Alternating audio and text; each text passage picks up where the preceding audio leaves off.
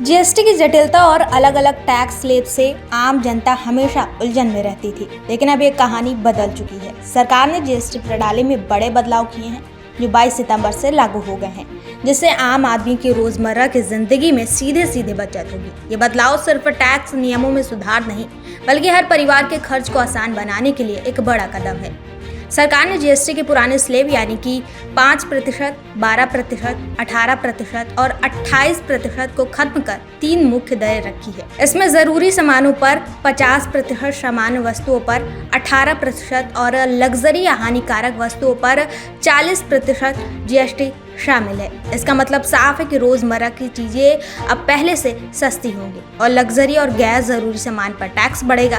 जानकारी के मुताबिक इस बदलाव से अनुमानित 2 लाख करोड़ की निवेश बढ़ोतरी होगी, जो अर्थव्यवस्था को नई ऊर्जा देगा और आम परिवारों की खरीद क्षमता बढ़ाएगा। सबसे बड़ा फायदा FMCG यानी कि रोजमर्रा उपयोग करने वाली वस्तुएं यानी कि खरीदने वाले लोगों को मिलेगा।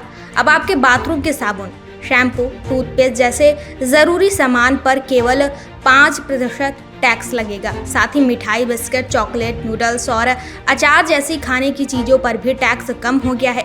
इससे आपकी रोजाना की खरीदारी में सीधे सीधे बचत होगी और मासिक खर्च कम होगा। जिसके बाद बिहार के मुख्यमंत्री नीतीश कुमार ने इस पर अपनी प्रतिक्रिया दी। सीएम नीतीश ने इसके लिए प्रधानमंत्री नरेंद्र मोदी का आभार व्यक्त किया।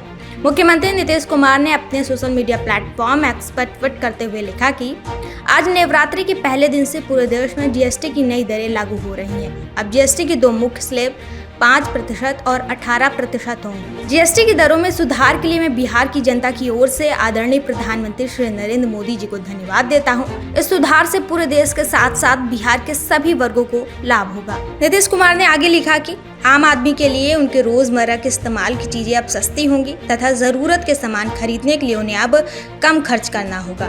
इन नई जीएसटी दरों के लागू होने से देश का जीडीपी बढ़ेगा और सभी वर्ग के लोग, खासकर निम्न एवं मध्य वर्ग के लोगों को विशेष राहत मिलेगी। अंत में उन्होंने लिखा, माननीय प्रधानमंत्री जी के दूरदर्शी नेतृत्व में जीएसटी सुधार हर परिवार के लिए खुशहाली लेकर आया है। इसलिए माननीय प्रधानमंत्री श्री नरेंद्र मोदी जी को धन्यवाद एवं आभार। वहीं कांग्रेस सांसद जयराम रमेश ने जीएसटी सुधारों को लेकर भारतीय जनता पार्टी की ओर से पूरा श्रेय लेने पर गुस्सा जाहिर किया। उन्होंने कहा कि जो इस टैक्स के सुधारों में देरी की वजह बने थे वही आज इसके मसीहा बन गए। जब जुलाई 2017 में जीएसटी लागू हुआ, उसी समय राहुल गांधी ने इसे गब्बर सिंह टैक्स करार दिया था। राहुल ने कहा था कि ये ना तो अच्छा है और ना ही आसान है। आगे कांग्रेस नेता जयराम नरेश ने दावा किया कि नोटबंदी के बाद जीएसटी की वजह से अर्थव्यवस्था को गहरा झटका लगा है। उन्होंने आरोप लगाया कि जीएसटी में सुधार करने में 8 साल की देरी हो गई है। उन्हें ट्रंप से तारीफ नहीं मिली बल्कि टैरिफ मिली। जब टैरिफ मिला और मुसीबत आई तो मजबूरी में उन्हें ये जीएसटी सिस्टम लाना पड़ा और ये लोग आज इसे एक त्यौहार की तरह मना रहे हैं। इन्हें जीएसटी लाने में 8 साल की देरी लगी है। फिलहाल के लिए खबर में इतना ही। आपको खबर कैसी लगी कमेंट बॉक्स में ज़रूर बताइएगा।